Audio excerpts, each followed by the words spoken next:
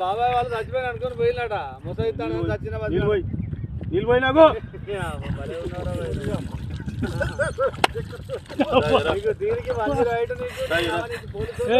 ఎందుకు పన్న వాళ్ళ ఎందుకు అనుకున్న వాళ్ళ ఈ చల్లదనానికి ఎండకు చేయలేక కన్నీకి